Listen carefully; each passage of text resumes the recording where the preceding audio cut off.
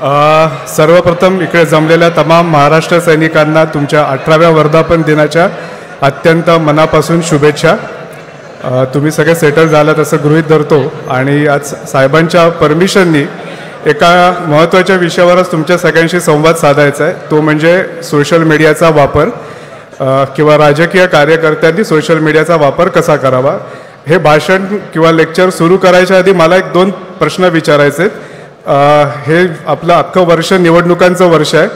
आपल्यापैकी किती लोकांना अत्यंत मनापासून वाटतंय की येणाऱ्या सगळ्या आगामी निवडणुकांमध्ये महाराष्ट्र नवनिर्माण सेनेला अफाट यश मिळायला पाहिजे? ज्यांना वाटतंय त्यांनी जोरात आवाज द्या.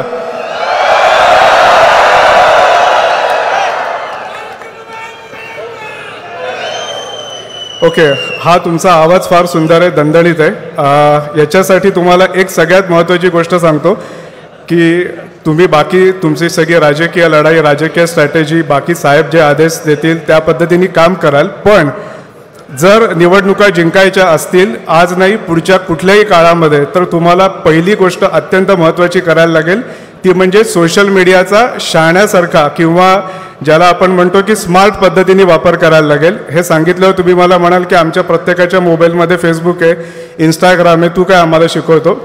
तर तुम्हाला एक सांगतो की तुम्ही ज्या पद्धतीने वापर करताय तो वापर आपल्याला पुरेसा नाही. ज्या पद्धतीचं गवगवीत यश मिळवण्याची क्षमता आपल्या पक्षामध्ये आहे, आपल्या नेत्यामध्ये आहे, तसं जर यश हवं असेल आणि जर त्याला आपल्याला साहेबांना सहकार्य करायचं असेल तर तुम्हाला सोशल मीडियाचा वापर हा स्मार्टली करायला लागेल. आता स्मार्टली करण्याच्या आधी मी या गेले 10 वर्ष महाराष्ट्र नवनिर्माण सेनेच्या सोशल मीडियाच्या वापराबद्दल बघितलं तर मला 3 प्रकारचे प्रवाह जाणवतात. एक की जे सोशल मीडियावरच नाही आहेत. 2 ज्यांनी फक्त स्वतःची सोशल मीडियावरती अकाउंट उघडून ठेवलेली आहेत पण ते दुसऱ्याच्या आयुष्यामध्ये काय चाललंय हे बघण्यासाठी चाललंय. अच्छा, यांनी ही पोस्ट टाकली का, यांनी हे लाईक केलं का, बर, मग त्याचे स्क्रीनशॉट काढायचे. आणि तिसरे की जे त्यांच्या परीने खूप जेन्युइनली त्याचा वापर करतायत आणि त्यांना असं वाटतंय की जे आम्ही करतोय ते एकदम सर्वोत्तम आहे. तर पहिली गोष्ट आपण असंही लक्षात घ्या की याच्यापुढे फक्त निवडणुकाच नाही, आपल्याला आयुष्याच्या कुठल्याही क्षेत्रात जर यशस्वी व्हायचं असेल तर आपल्याला सोशल मीडियाला पर्याय नाही. आता तुम्ही म्हणाल की सोशल मीडियाला पर्याय नाही, याच्या म्हणण्याच्या मागचा लॉजिक काय? तर मी तुम्हाला एक स्टॅटिस्टिक्स सांगतो आणि ते स्टॅटिस्टिक्स पाहिल्यानंतर तुम्हाला पटेल. साधारणपणे भारतामध्ये 2014-15च्या दरम्यान स्मार्टफोन हा प्रकार यायला सुरुवात झाली. मग त्या स्मार्टफोनची क्वालिटी बदलत गेली, ती चांगली होत गेली आणि मग आपण साधारणपणे सुरुवातीला एक काय म्हणजे 2G होतं, मग 3G आलं, मग 4G आलं, मग 5G आलं. आपण एक पहिल्यांदा दिवसाला अर्धा ते 1 तास म्हणजे 2014 आणि 15ला आपण दिवसाला अर्धा किंवा 1 तास हा सोशल मीडियावरती किंवा स्मार्टफोनवरती द्यायचो, ज्याला आपण स्क्रीन टाईम म्हणतो. म्हणजे सारखा मोबाईल काही झालं, वेळ मिळाला, काहीतरी काढला, मोबाईल बघितला, काहीतरी स्क्रोल केलं, काहीतरी लिहिलं, टाईप केलं. हा आपण 2014-15ला आपला स्क्रीन टाईम होता फक्त अर्ध्या तासाचा. आजचा स्क्रीन टाईम आहे भारतीयांचा 6 तासाचा. म्हणजे 24 तासाच्या दिवसामध्ये 8 तास आपण झोपतो, 8 तास काहीतरी काम वगैरे करतो आणि उरलेल्या काळामध्ये 6 तासाचा काळ आपण हा स्क्रीनवरती घालवतो. आणि हा अक्रॉस आहे. हा म्हणजे असं नाही आहे की इथे शहरातलीच लोक करतात, ग्रामीण भागात करत नाही, राजकीय कार्यकर्ते करतात किंवा कॉर्पोरेटवाले करत नाही. ॲव्हरेज आपल्या सगळ्यांचा ॲव्हरेज स्क्रीन टाईम हा 6 तास आहे. आता 6 तास जर माझी मानच त्या स्क्रीनच्या मध्ये पूर्ण वेळ अडकून पडणार आहे आणि मला आसपासच्या माणसाकडे बोलण्याकडे लक्ष द्यायला किंवा त्याचं ऐकून घ्यायला वेळ नाही आहे किंवा आपण एवढी मोठी होर्डिंग्ज लावतो, एवढ्या सभा घेतो, हे करतो, ते सगळं मला ऐकायचंच नाही. कारण मला जे त्या स्क्रीनमध्ये दिसणार आहे तेच जर माझ्यासाठी अंतिम असेल आणि तेच मला बघायचं असेल तर तुम्हाला त्या स्क्रीनमध्ये त्या लोकांचं अटेन्शन घ्यावं लागेल. आता मी मगाशी म्हटलं तसं की इथे 3 कॅटेगरी आहेत. त्याच्यातली जी काही एक तिसरी कॅटेगरी आहे की जे म्हणतात की आम्ही सोशल मीडियावर आहोत आणि आम्हाला माहिती आहे आम्हाला काय करायचं आहे. तर तुम्हाला एक गोष्ट सांगतो की ज्या वेळेला मी तुम्हाला असं सांगतो की 6 तासाचा स्क्रीन टाईम आहे, तो 6 तासाच्या स्क्रीन टाईममध्ये पूर्वी फक्त फेसबुक होतं. 2014 साली फेसबुकवरती लोकांची संख्या होती 7 कोटी. त्यावेळेला इंस्टाग्रामवरती संख्या होती 50 लाख. 2024ला फेसबुकचे भारतामधले वापरकर्ते आहेत साधारणपणे 32 कोटी. इंस्टाग्राम 50 लाख होते, ते 52 कोटी झालेत. ट्विटर 27 कोटी झालेत. त्याच्या जोडीला 250-300 रुपयामध्ये मिळणारं ॲमेझॉन प्राईम आहे किंवा हॉटस्टार आहे, अशी ढिगांनी OTT प्लॅटफॉर्म्स आहेत, व्हॉट्सॲपवरती येणारे फॉरवर्ड्स आहेत. साधारणपणे तुम्ही आणि मी 2 चुका करतो की सगळेच जण, म्हणजे मी पण करतो बऱ्याच वेळेला, की उठल्यापासून सगळ्यांना बिझी ठेवतो की काहीतरी गुड मॉर्निंगचं मेसेज पाठव, मला काहीतरी मेसेज आला तो दानकन फॉरवर्ड कर. ॲव्हरेज भारतीय माणूस दिवसाला कमीत कमी 300 मेसेजेस त्याच्या मोबाईलमध्ये येतात. 300 म्हणजे 300 लोकांकडनं येत नाहीत, पण 300 मेसेजेस येतात. आता साधारणपणे असा एक विचार करा की 300 मेसेजेस मला बघायचे आहेत, तर मी 30 सेकंद दिले तर माझ्या दिवसातली मी ॲव्हरेज 90 मिनटंही घालवली. त्याच्याशिवाय माझ्याकडे यूट्यूब आहे. यूट्यूबचा एक आकडा सांगतो, जगभरामध्ये दिवसाला 7,20,000 तासांचा यूट्यूबवरती कॉन्टेंट अपलोड होतो.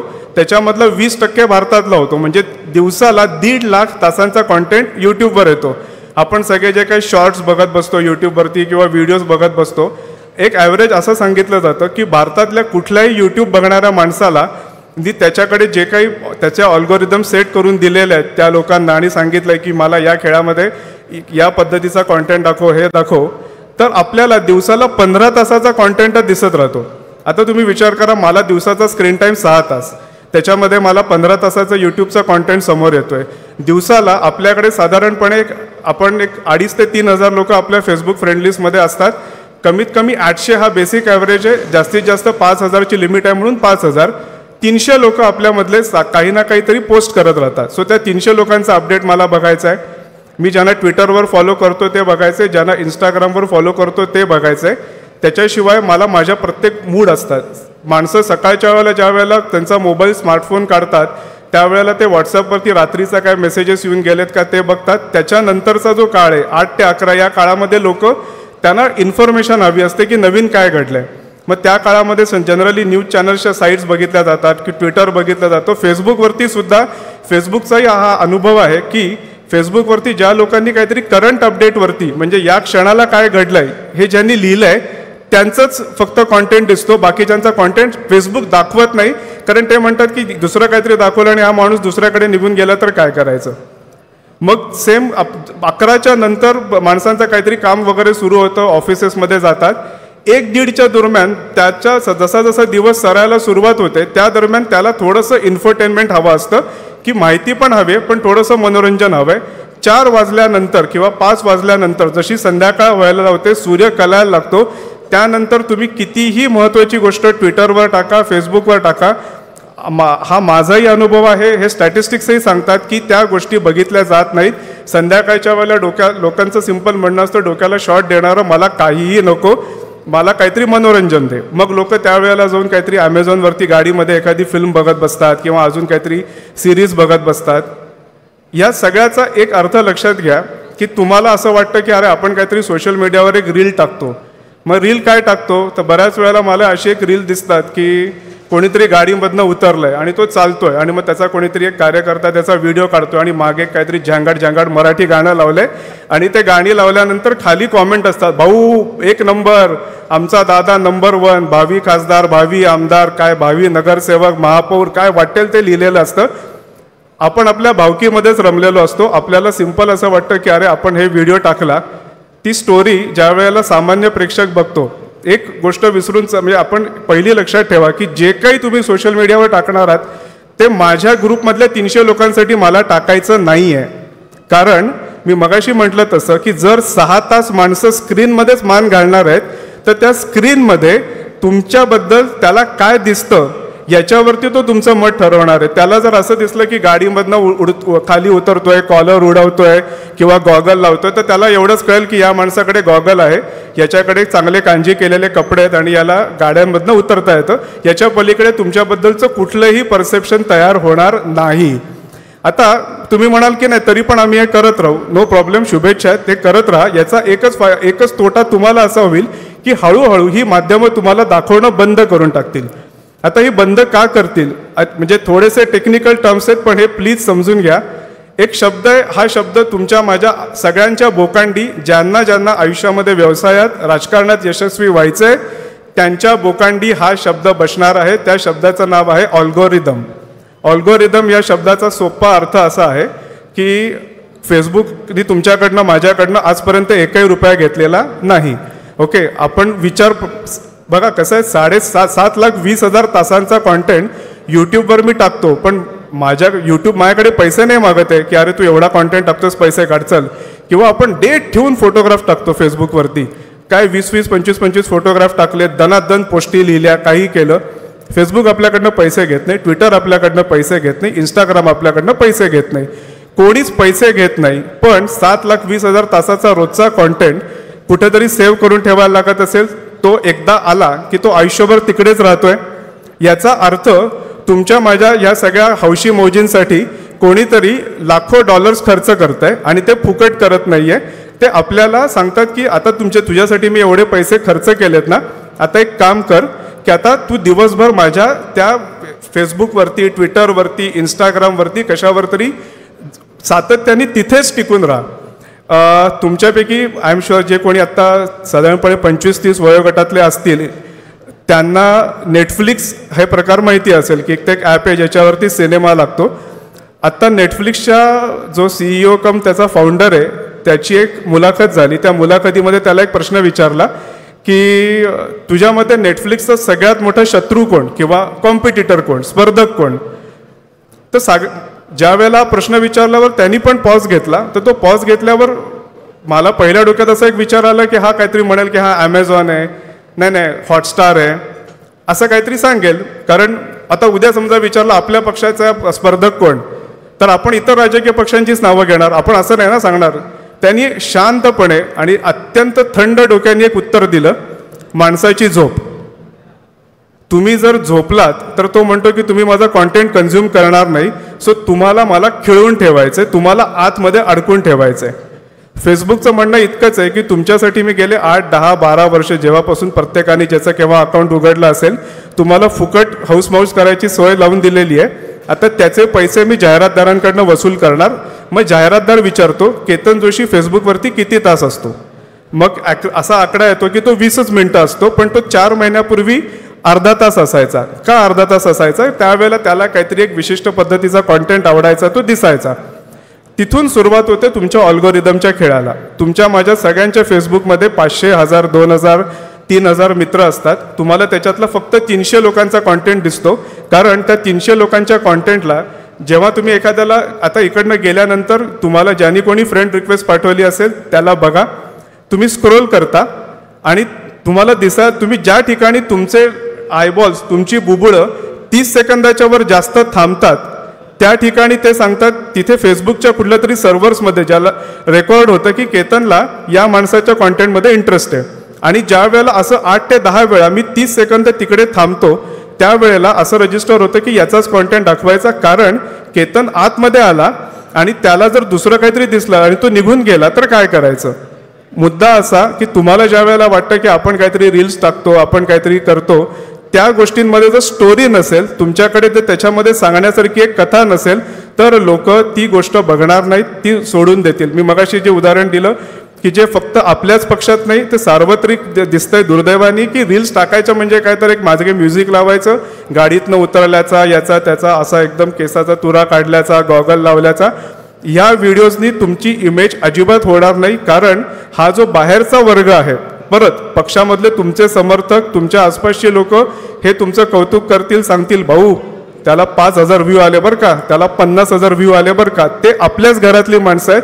आपल्याला आपल्या घरातल्या माणसांच्या पलीकडचं कौतुक पाहिजे, त्यांच्या मनात जागा केली तर आपल्याला या सगळ्या लोकांना कॅप्चर करणं शक्य आहे. तिसरी गोष्ट, जर अजून एक गोष्ट की बघा आपल्याला आपण म्हणतोय काय की महाराष्ट्र नवनिर्माण सेना हा तरुणांचा पक्ष आहे. आता तरुण या वयाची आपण साधारणपणे व्याख्या करायला जर गेलो तर ती 18 पासून 40-45 पर्यंत येते, कारण हल्ली माणसं 80 वगैरे जगतात, त्यामुळे निम्मा वय म्हटल्यावर 40-45 हे तरुण वय येतं. आता हा तरुण माणूस जिथे आहे त्या ठिकाणी आपण आहोत का याचा पहिला विचार करा. दुर्दैवाने महाराष्ट्र नवनिर्माण सेनेमध्ये मला अत्यंत कमी लोक इंस्टाग्रामवरती आढळतात. जी जनरेशन 1996ला जन्माला आली ते 2010 पर्यंत, ज्यांना जेन झी असं म्हणतात, त्या जनरेशन ही 100% इंस्टाग्रामवरती आहे. कारण फेसबुक हे त्यांच्या मते म्हाताऱ्या लोकांचं पेज आहे, असल्या ठिकाणी त्यांना जायला इंटरेस्ट नसतो. कम्प्लीट व्हिज्युअल माध्यम आहे. स्टोरी, तुम्हाला व्हिडिओ टाकायचा आहे. आता कालच एक शालिनीताईंचा व्हिडिओ आम्ही पाहिला आणि तो आम्ही शेअर केला. काल त्या नाशिकला येत असताना त्यांनी एका ठिकाणी एका पेट्रोल पंपावर त्या गेल्या आणि त्यांना असं कळलं की तो पेट्रोल पंप पूर्णपणे महिलाच चालवतात. आता नेमका कालचा दिवस महिला दिनाचाच होता. त्यांनी त्यांच्याबरोबरचा एक छोटासा 30 सेकंद 1 मिनिटाचा व्हिडिओ केला आणि तो टाकला. आज सकाळी ज्या वेळेला आम्ही व्हिडिओ बघत होतो की आपल्या व्हिडिओला काय काय रिस्पॉन्स आला, तर सरप्रायझिंगली त्या व्हिडिओला खूप रिस्पॉन्स आला, कारण त्याच्यामध्ये स्टोरी वेगळी काहीतरी माहिती होती. म्हणजे टिपिकल समजा शुभेच्छाच दिल्या असत्या, तेच दिल्या असतं तर कदाचित त्याला आलं नसतं. त्याच्यामध्ये काहीतरी नॉवेल्टी होती, की काहीतरी वेगळं पण होतं, की अरे वा, लोकांना नवीन माहिती हवी असते. लोक कुठल्याही माध्यमांवरती जाताना एकतर माहितीसाठी येतात किंवा मनोरंजनासाठी येतात किंवा दोन्हीच्या मिक्सचरसाठी येतात. याच्यातलं आपण जर काहीच देणार नसू तर आपल्याकडे लोक येणार नाहीत, आपल्याला लोक बघणार नाहीत. सो पहिली गोष्ट, तुमच्यापैकी सगळ्यांना इंस्टाग्रामवर यावं लागेल. इंस्टाग्रामवर येण्याच्यासाठीचं सगळ्यात महत्त्वाचं कारण मी मगाशी सांगितलेलं परत 2दा सांगतोय. 52 कोटी लोक आज भारतामधली इंस्टाग्रामवरती आहेत. आणि हे सांगताना एक महत्त्वाची गोष्ट लक्षात ठेवा, जगातला समजा असं आपण धरू की बाबा जगामध्ये भरपूर जे काय सेलिब्रिटीज आहेत, पॉलिटिशियन्स आहेत, त्या सगळ्या सेलिब्रिटी आणि पॉलिटिशियन्समध्ये इंस्टाग्रामवरती म्हणजे तरुण पिढीला ज्या माध्यमावर ते सगळ्यात जास्त असतात तिकडे पहिल्या 25मध्ये एकही पॉलिटिशियन नाही आहे. भारतातला पण नाही, कोणीही. भारताचा पंतप्रधान पण पहिल्या 25मध्ये नाही. पहिल्या इंस्टाग्रामच्या याच्यामध्ये क्रिस्टियानो रोनाल्डो आहे, ज्याला 66 कोटी फॉलोअर्स आहेत. आणि त्याच्यानंतर पहिल्या 25मध्ये आपल्या भारतातल्या अभिनेत्री आहेत. याचा अर्थ सिंपल आहे की जी काही 18 ते 35 मधली पिढी आहे त्यांच्यासाठी पॉलिटिक्स आणि पॉलिटिशियन ही मुळात प्रेफरन्स वाईज तळामधली गोष्ट आहे. त्या तळामध्ये आपल्याला हात वर करून सांगायचं की प्लीज माझ्याकडे बघ, कारण मला तुला काहीतरी सांगण्यासारखं आहे. आपण जर हे सांगितलं नाही तर हे बघणार नाहीत. फक्त मी तुम्हाला आत्ता एक सांगितलं की नाही इंस्टाग्रामवरती क्रिस्टियानो रोनाल्डोला 66 कोटी आहेत किंवा अजून कुठल्या तरी प्रियांका चोप्राला काहीतरी 12.5 कोटी फॉलोअर्स आहेत, आलिया भटला 8.5 कोटी फॉलोअर्स आहेत. यांनी काहीच साध्य होणार नाही आहे. याच्यामध्ये एक भाग लक्षात घ्या की 8.5 कोटी फॉलोअर्स त्यांचे असले तरी त्याच वेळेला असाही एक वर्ग आहे की ज्याला चांगलं ज्ञान पाहिजे. म्हणजे आत्ता एक सर्वे आला होता की 9.5 कोटी डीमॅट अकाउंट, म्हणजे ज्याच्यामधून आपण शेअर्सचे वगैरे व्यवहार करतो, असे 9.5 कोटी ॲक्टिव्ह सक्रिय अकाउंट ज्याच्यामध्ये दर 2 महिन्याला एकदा तरी ट्रान्झॅक्शन होतं, अशी 9.5 कोटी अकाउंट आहेत. त्याच्यामधली 2.5 कोटी अकाउंट ही महाराष्ट्रातली आहेत आणि त्याच्यामधली भरपूर ही छोट्या शहरांमधली आहेत. याचा अर्थ या लोकांना इन्फॉर्मेशन पाहिजे आणि ती ज्ञान पाहिजे, आणि तेच जर आपण त्यांना देणार नसू, तेच आपण त्यांच्यापर्यंत पोहोचवणार नसू, तर आपण त्यांच्या तळागाळामधल्या लिस्टमध्ये जाणार. सो मूळ मुद्दा असा आहे की तुम्हाला जर सोशल मीडियाचा वापर करून पॉलिटिकल यशस्वी व्हायचं असेल तर अगदी काही थंब रूल सांगतो. पहिला थंब रूल की स्वतःला कुठल्याही उपाध्या लावून घेऊ नका, की स्वतःच्या नावापुढे काय साहेब किंवा सम्राट बिम्राट अशा उपाध्या लावून कुठलाही कॉन्टेंट टाकू नका, तो कॉन्टेंट बघितला जात नाही. नंबर 2, तुम्हाला जर कुठल्याही पद्धतीने जर तुमची व्ह्युअरशिप वाढवायची असं वाटत असेल तर स्वतःचं कौतुक स्वतःच्या करण्याच्या ऐवजी दुसऱ्या कोणाकडनं तरी केलेला कॉन्टेंट टाका. आत्ताचा सर्वे असा आहे की लोकांनी एंडोर्स केलं असेल की हा माणूस चांगलं काम करतो तर आणि तरच त्याला फक्त त्याचा कॉन्टेंट लोक जास्त बघतात. मी माझं कौतुक केलं, कोणीही बघणार नाही. तिसरा नियम, जे काही मांडाल ते मोजक्या शब्दांमध्ये, फोटो चांगले या स्वरूपात मांडा. आणि या सगळ्याच्या पलीकडे जाऊन तुम्हाला जर चांगली स्टोरी सांगायची असेल तर पहिलं पॉझिटिव्ह व्हा. लोकांवरती सातत्याने टीका करून किंवा त्यांना खाली ट्रोल करून काही होणार नाही. Last but not list, story चांगली सांगायची असेल तर आपल्याकडे या देशातला सर्वोत्तम स्टोरी टेलर आहे सन्माननीय राजसाहेब ठाकरे. ते प्रत्येक गोष्ट कशी मांडतात त्याचा विचार करा, त्या पद्धतीने स्टोरी मांडा. आणि जर हे करू शकलात तर माझ्यावर विश्वास ठेवा की या पक्षाला जे अफाट यश मिळणार आहे त्या यशामध्ये तुम्ही सगळ्यांनी केलेल्या सोशल मीडिया वापराचा अत्यंत महत्त्वाचा आणि मोलाचा वाटा असेल. धन्यवाद. जय हिंद, जय महाराष्ट्र. धन्यवाद केतनजी. माननीय राजसाहेबांचं नाशिकला आगमन झालं आणि एक विजयाचा शुभ संकेत आपल्याला मिळाला. सत्यगाव तालुका येवला इथे सुनील